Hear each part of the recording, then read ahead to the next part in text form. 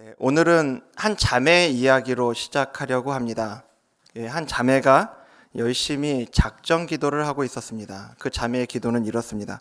하나님, 저에겐 신랑이 필요합니다. 결혼해야 합니다. 좋은 남자 보내주시옵소서. 네, 정말 믿음 좋고 신앙생활 열심히 하는 자매였는데요. 아무리 열심히 기도를 해도 또 작정 기도를 해도 하나님께서 도무지 남자를 보내주시지를 않는 겁니다.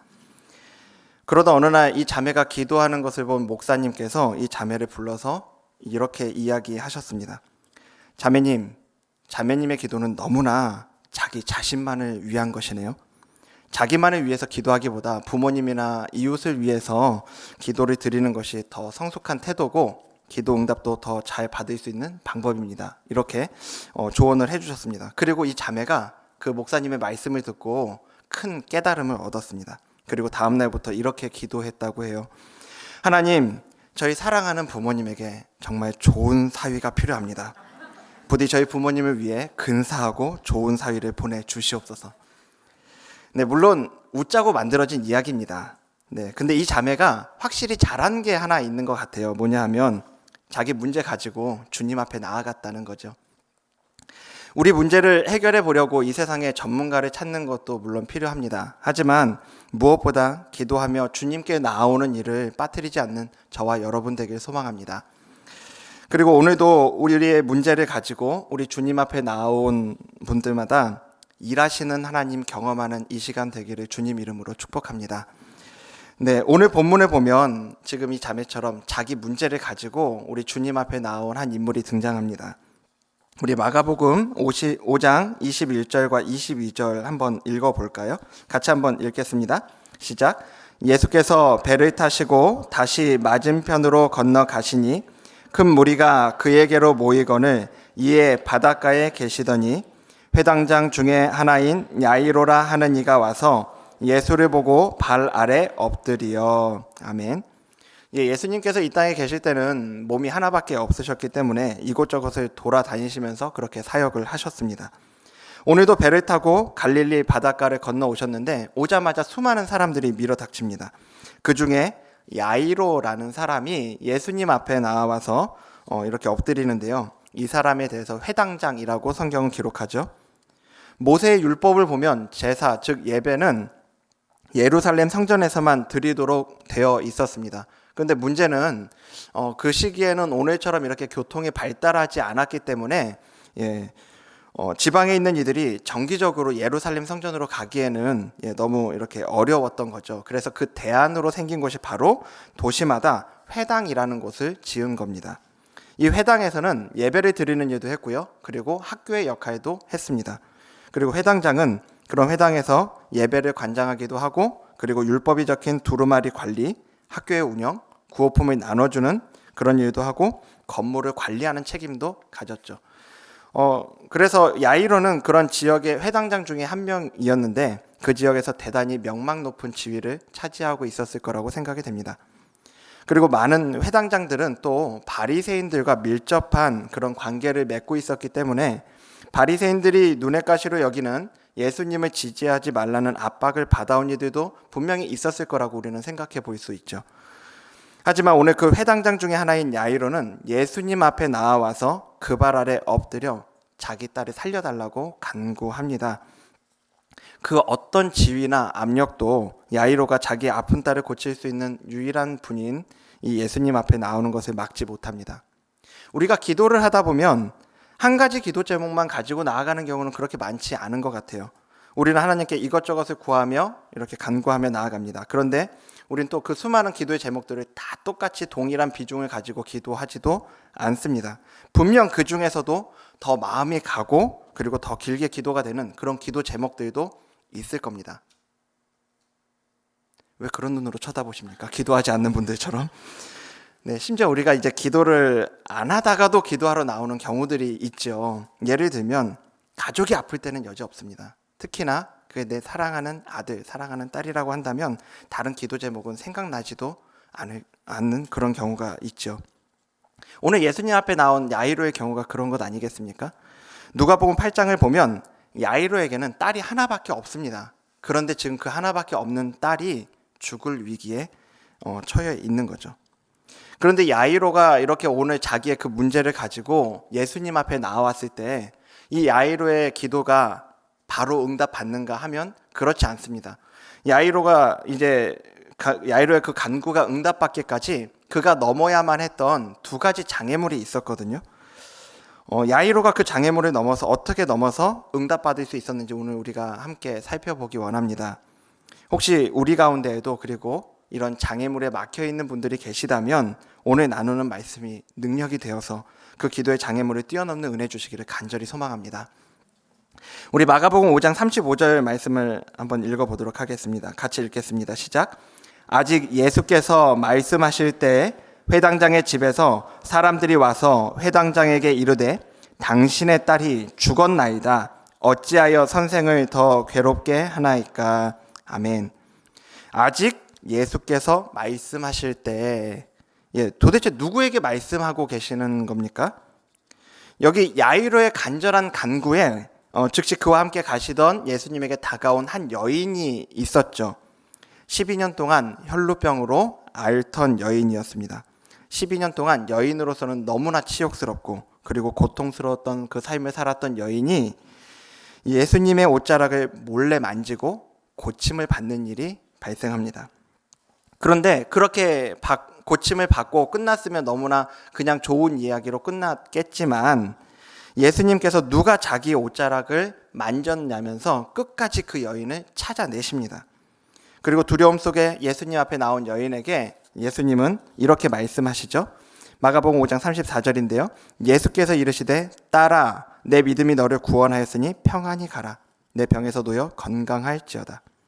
12년 동안 부정하다면서 아무도 다가오지 않았을 것이고 사람 취급도 받지 못했던 그녀를 예수님은 딸아라고 따스하게 불러주십니다. 이렇게 예수님은 그 여인의 육체뿐 아니라 마음속 깊숙한 곳에 있었던 그 상처까지 어루만져 주시죠. 여기 오늘 아까 읽었던 35절에 아직 예수께서 말씀하실 때라는 표현은 바로 이 말씀하고 계실 때입니다. 이 혈루병 걸린 여인에게 그 말씀을 하고 계실 때라는 겁니다. 아직 예수님께서 말씀하고 계시던 그때에 한 무리의 사람들이 수많은 군중들을 밀치면서 다가옵니다. 보니까 야이로의 집에서 온 사람들이에요. 땀으로 범벅이 되고 슬픔과 체념으로 가득한 그 얼굴을 보는 순간 야이로의 가슴은 덜컥 내려앉았을 겁니다. 알 수 없는 두려움이 그의 마음을 가득 채워갔겠죠. 아니나 다를까 그들의 입에서 절망스러운 소식이 떨어집니다. 야이로님, 당신이 그렇게 아끼던 그 딸이 조금 전에 죽었어요. 이제 와서 선생님을 데려가 봐야 헛소고라고요. 다 끝났습니다. 이 절망으로 뒤덮인 야이로의 머릿속에는 아마 딸아이와 함께 했던 그 시간들, 그 모습들이 주마등처럼 스쳐 지나가지 않았을까요? 세상에 나와서 자기와 처음으로 마주하던 그 눈동자, 그리고 너무 사랑스러운 소리로 옹알이던 그 입술, 예배를 마치고 집에 갈 때면 멀리서부터 달려오던 그 모습, 이제 그 모든 것은 야이로의 추억 속으로만 존재하게 될 겁니다. 이제 너무 사랑스럽던 그 초롱초롱한 눈동자를 볼 수 없고요. 아빠 사랑해요 라고 자기에게 속삭여 주었던 그 목소리를 들을 수 없고요. 그리고 그 품에 쏙 안기던 그 아이를 이제 더 이상은 안아줄 수 없다는 이야기입니다. 내가 꼭 낫게 해줄 거랬는데 예수님만 모시고 오면 아픈 거 싹 나을 거라고 조금만 기다리고 있어. 이 얘기를 하고 나왔는데요. 이제 다 끝난 겁니다. 야이로는 예수님께서 혈루증 걸린 여인에게 이 시간을 낭비하는 걸 보면서 예수님을 닥달하고 싶었을 것 같아요. 달려가도 부족할 판에 죽을 병도 아닌 그깟 병을 고쳐주시면서 그거에 그치지 않고 그 여인을 찾는 데 시간을 낭비해버리는 걸 보면서 그 속이 뒤집히지 않았을까 싶습니다. 아직 예수님이 그 여인에게 말도 끝나지 않았을 그때 알게 된 이 딸아이의 죽음은 더더욱 그를 힘들게 만들었을 겁니다. 이제 다 끝나버렸다라는 그 두려움이요. 이것이 그가 만난 첫 번째 장애물이었습니다. 야이로는 예수님의 소문을 들었어요. 누구든지 아픈 사람에게 손을 얹기만 하면 낫는다는 그 소문. 예수님을 찾아올 때 그의 소원은 분명했습니다. 죽을 병에 걸려있는 자기의 아이를 낫게 해달라는 거죠. 그런데 이제 예수님이 다가가서 그 손을 얹어서 낫게 해줄 그 아이가 죽어버린 겁니다. 자기가 생각한 응답의 모습이 틀어져 버렸어요. 그때 그는 절망했을 것이고 두려움이 그를 뒤덮습니다. 여러분, 근데 오늘 이 모습이 저와 여러분의 모습은 아닙니까? 내가 정해놓은 기도의 제목들, 하나님께서 이루어 주시기를 기대하는 것들이 있는데 내가 생각한 시간에, 내가 생각하고 계획하고 있는 그 방식대로, 정해놓은 방식으로 그것들이 이루어지지 않으면 당혹감과 이어지는 두려움들이 우리를 찾아오기 마련입니다. 야이로가 예수님을 찾아갔음에도 불구하고, 예수님 앞에 나와왔음에도 불구하고 아이는 죽어버렸죠. 왜 기도하는데 상황은 더 안 좋아집니까? 왜 하나님을 믿는데 일이 잘 풀리지 않습니까?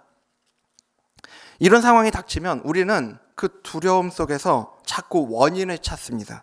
자기 안에서 기도 응답이 되지 않는 이유를 찾아보려고도 하죠.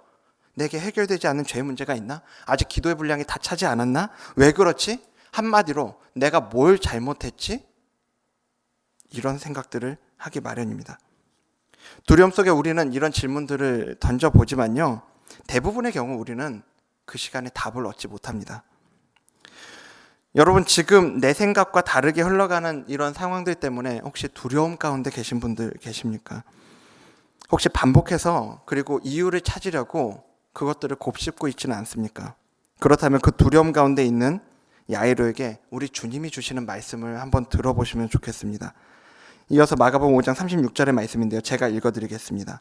예수께서 그 하는 말을 곁에서 들으시고 회당장에게 이르시되 두려워하지 말고 믿기만 하라 하시고. 예수님은 지금 딸의 죽음을 듣고 다 끝났다면서 절망 속에 있는 아버지에게 두려워 말고 믿기만 하라고 말씀하고 있습니다.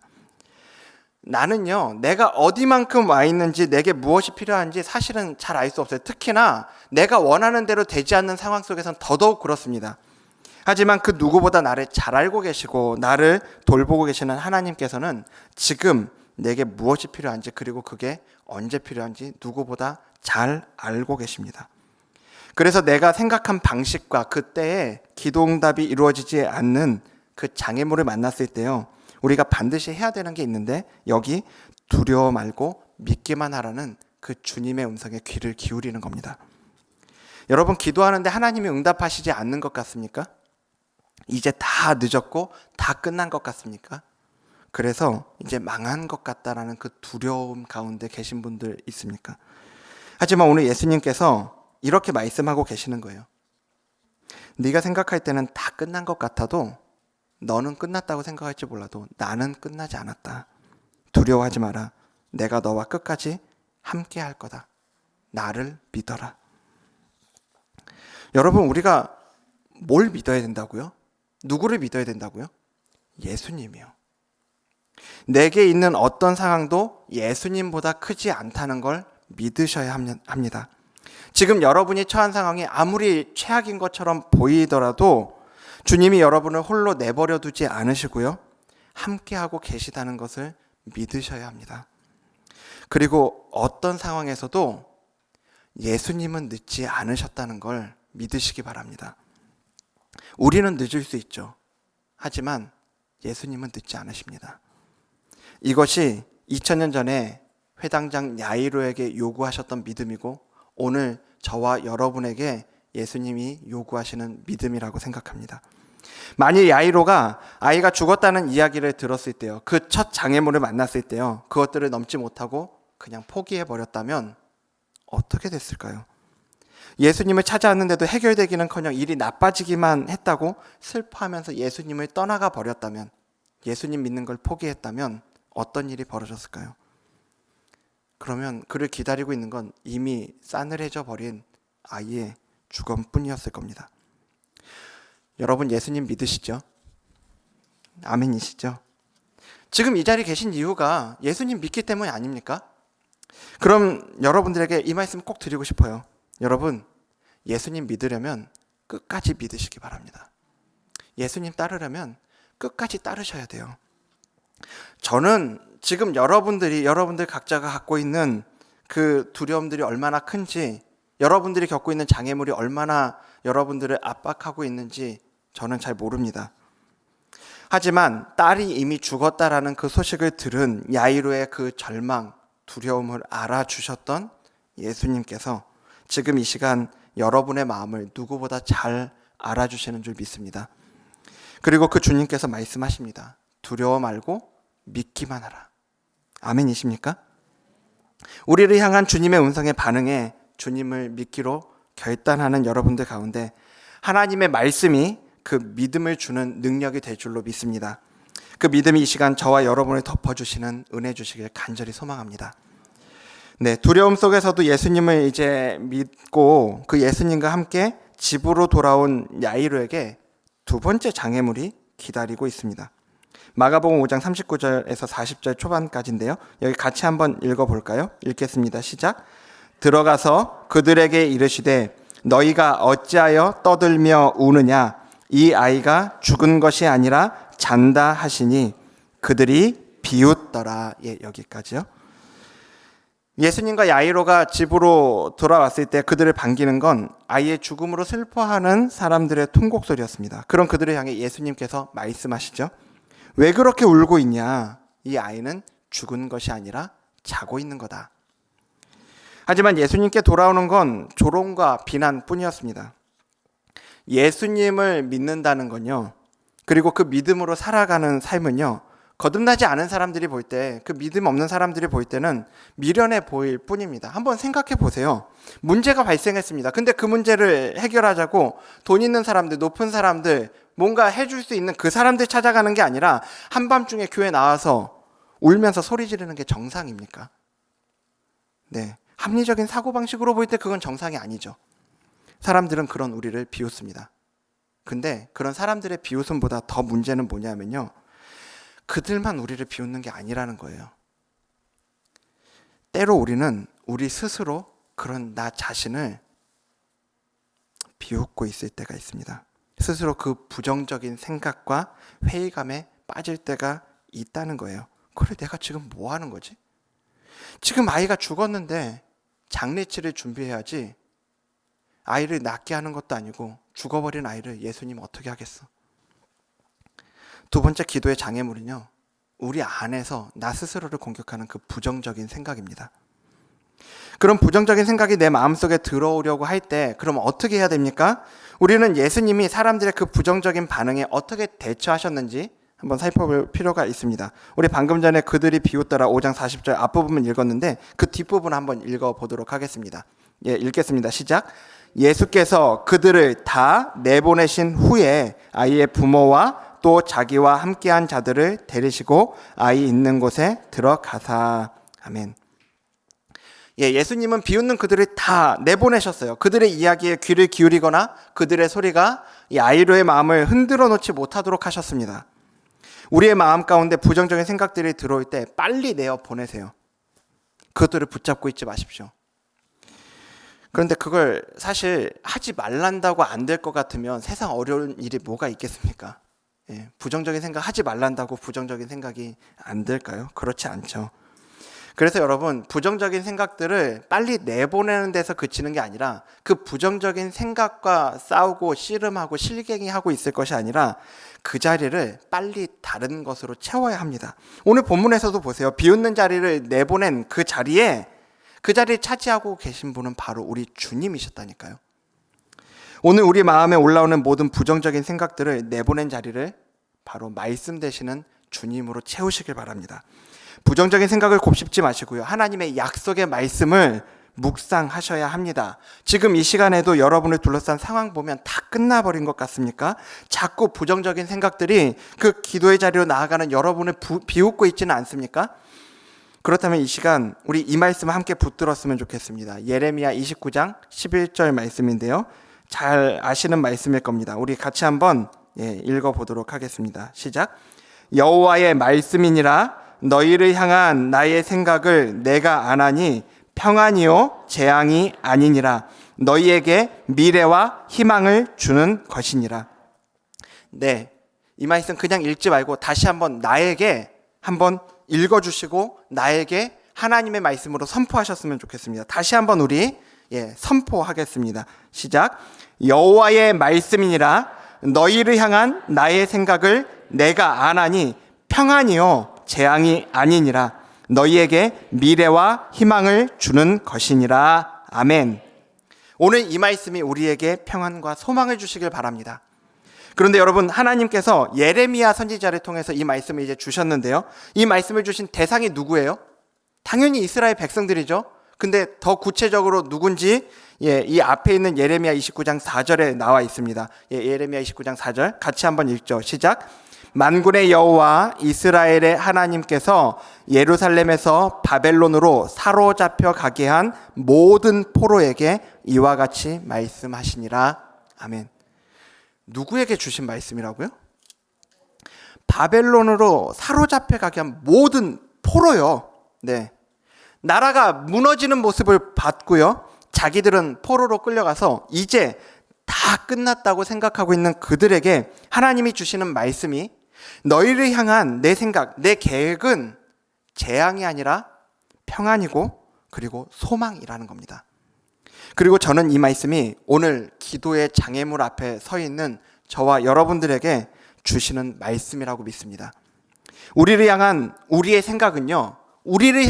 생각은 절망이고 낙심이고 포기일 수 있습니다. 다 끝났다고. 그런데 지금 이 시간에도 우리는 그렇게 스스로 되뇌이고 있을 수 있는데요. 하지만 그런 우리를 향한 주님의 생각은, 주님의 계획은 평안이요 소망이라는 것을 믿으시길 바랍니다.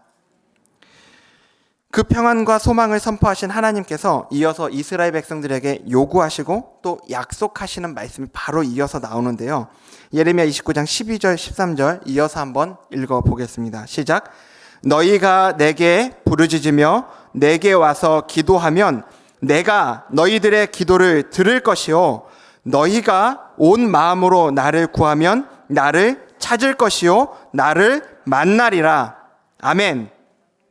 이 밤에 기도의 자리로 나오신 여러분들에게 우리 주님께서 분명히 약속하고 계십니다. 주님께 부르짖는 우리의 기도는요 절대로 헛되지 않을 겁니다. 우리가 주님께 부르짖으며 주님께 나와 기도할 때 주님은 분명히 우리의 기도를 들어주십니다. 어디에도 소망둘 것 없고 오직 주님만이 소망 되어 주셔야 하는 분 계십니까? 지금 그 절망 가운데 주님 찾고 계신 분 계십니까? 온 마음으로 우리 주님 찾을 때 주님 만나 주실 겁니다. 이 시간 그 주님의 약속에 사로잡히는 그러한 은혜 주시길 간절히 소망합니다. 말씀의 결론 맺겠습니다. 기도하는데 기도의 자리로 나아가는데 내가 생각한 대로 되지 않았을 때 찾아오는 그 두려움. 기도해봐야 뭐가 되겠어? 나에게 불쑥불쑥 올라오는 이 부정적인 생각들. 우리의 기도가 응답받기 위해 우리가 반드시 넘어서야만 하는 장애물들입니다. 두려움이 찾아올 때 두려워하지 말고 믿기만 하라. 내가 너와 함께 할 것이다 라고 말씀하시는 그 주님의 약속을 붙들고 주님만 믿기로 결단하시기 바랍니다. 주님과 함께하는 한 늦은 것은 없습니다. 기도 중에 부정적인 생각이 불쑥불쑥 일어나거든 그것들 묵상하고 그것들 곱씹고 계시지 마시라는 거예요. 재빨리 쫓아버리고 그 자리를 하나님의 약속으로 채우시길 바랍니다. 너희를 향한 나의 계획은 평안이고 소망이다. 부르짖어라. 내가 들을 거다. 나를 찾아라. 내가 만나줄 거다. 이 밤에 그 하나님의 약속을 붙들고 기도의 자리로 나아가는 분들마다 기도의 장애물을 뛰어넘어 만나주시고 응답하시는 하나님을 경험하는 이 밤 되기를 주님의 이름으로 축복합니다. 기도하겠습니다. 하나님, 오늘 이 시간에도 내 안에서 올라오는 그 두려움들과 부정적인 생각들에 사로잡혀 더 기도하지 못하고 더 부르짖지 못하고 기도를 포기하고 싶어하는 내 모습이 있음을 고백합니다. 하나님, 하지만 오늘 그 주님의 말씀이 오늘 우리에게 하나님을 다시 한번 바라보며 그 주님 붙잡는 그 믿음을 주는 능력의 말씀이 되게 하여 주시옵소서. 그 말씀 붙잡고 주님 앞에 나아갈 때 기도에 응답하시는 하나님, 만나주시는 하나님 경험하는 이 밤 되도록 역사하여 주시옵소서. 이 밤에 그렇게 우리 가운데 역사하실 주님 기대하며 예수님 이름으로 기도드립니다. 아멘.